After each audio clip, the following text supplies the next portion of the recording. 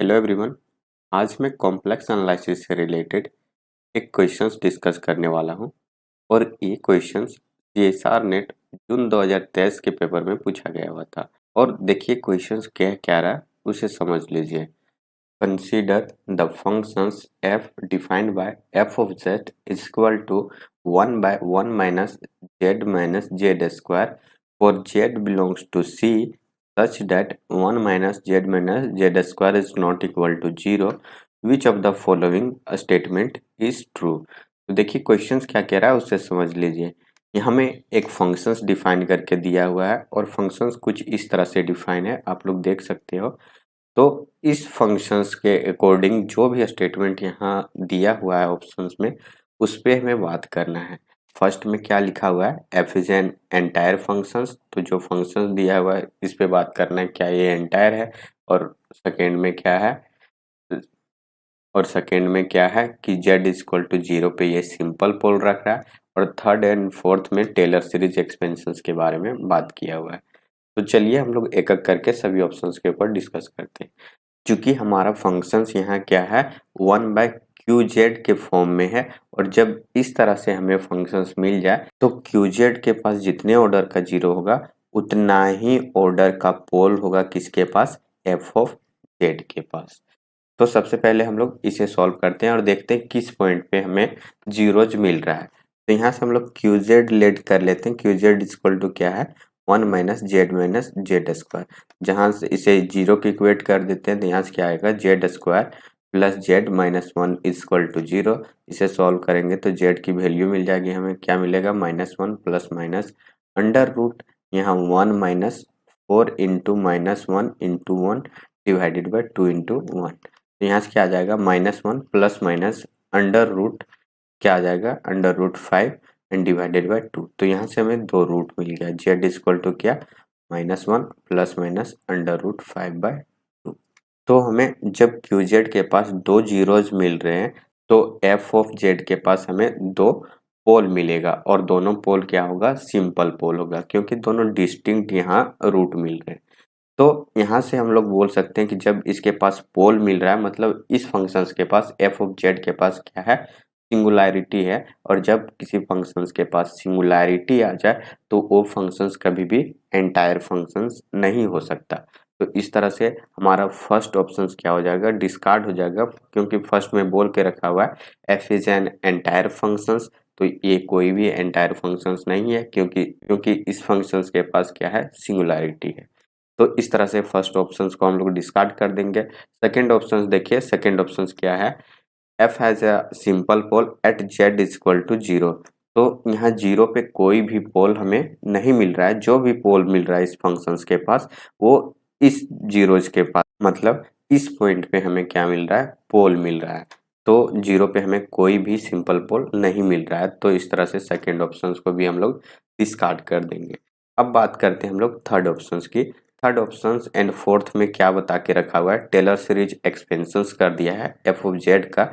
और Taylor series expansions करने के बाद हमें फंक्शंस कुछ इस तरह से मिलता है। और जब हमें फंक्शंस इस तरह से मिल जाए तो जो इसका कोफिशिएंट होता है, ये कोफिशिएंट यहाँ बताया गया है, देखिए यहाँ, where coefficient an are recursively defined as a follows.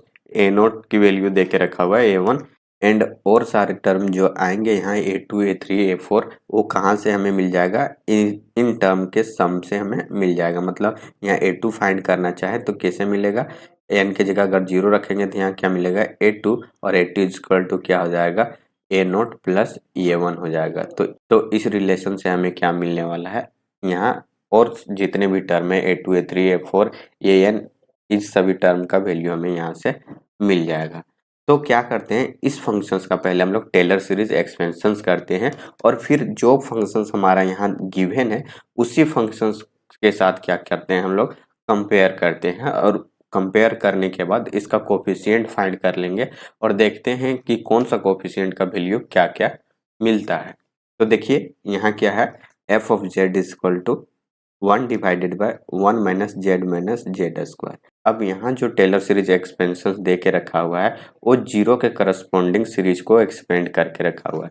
तो अगर जो फंक्शंस हमारे पास गिवन है एफ जेड, इसको अगर हम लोग z इक्वल टू 0 पे टेलर सीरीज एक्सपेंशन करेंगे तो यहाँ सबसे पहले हमें जरूरत क्या पड़ेगा, अबाउट z इक्वल टू 0 पे ये फंक्शंस क्या होना चाहिए, अनालिटिक होना चाहिए।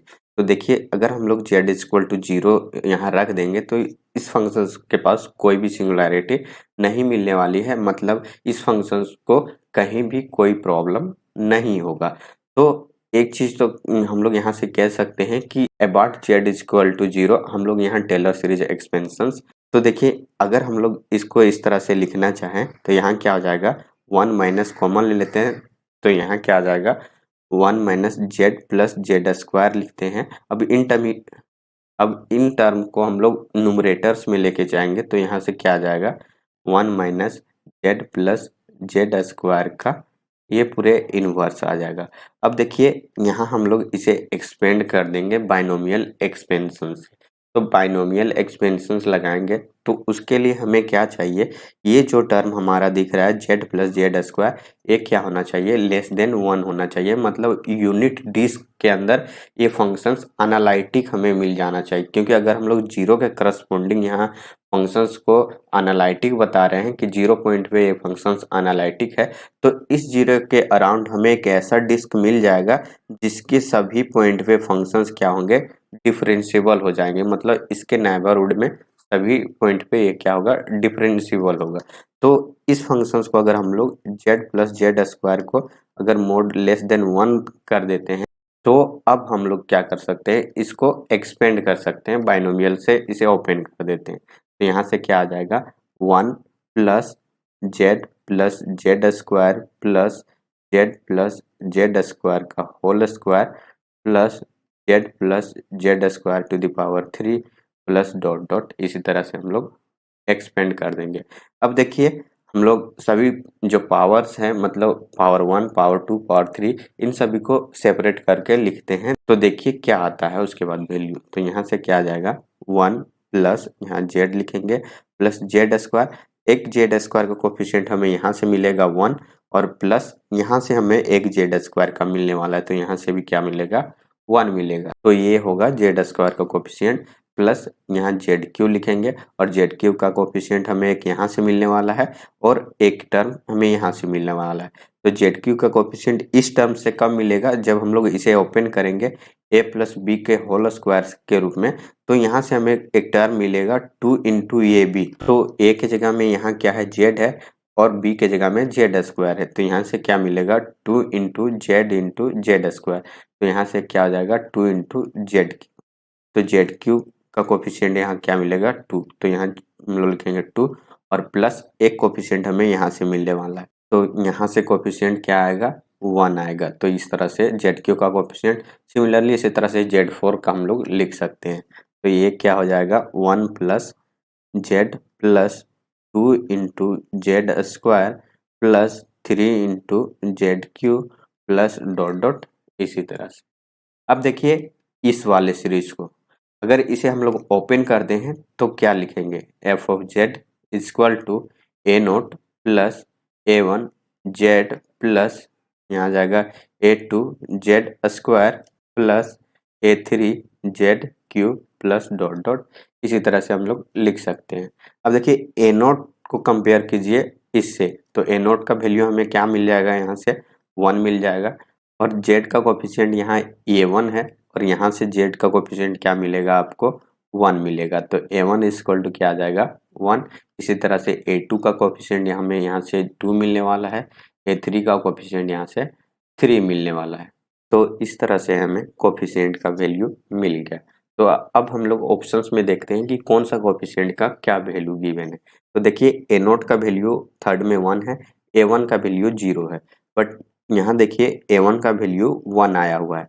तो इस तरह से थर्ड ऑप्शन को हम लोग डिस्कार्ड कर देंगे और सिमिलरली आप लोग फोर्थ में देख लीजिए, फोर्थ में क्या है a1 इक्वल टू यहाँ से 1 मिल रहा है। तो मतलब ये क्या है ए नोट एंड a1 दोनों का वैल्यू यहाँ सेटिस्फाई कर रहा है और प्लस में अगर आप लोग यहाँ से a2 भी फाइंड करोगे तो देखिए यहाँ a2 इक्वल टू क्या आता है, n के जगह में हम लोग अगर 0 रखेंगे तो यहाँ से a2 मिलेगा। तो a2 इक्वल टू क्या होगा ए नोट और प्लस से यहाँ क्या आ जाएगा a1। तो यहाँ ए नोट का भी वैल्यू 1 है और a1 का भी वैल्यू 1 है, तो यहाँ से क्या मिल गया 2।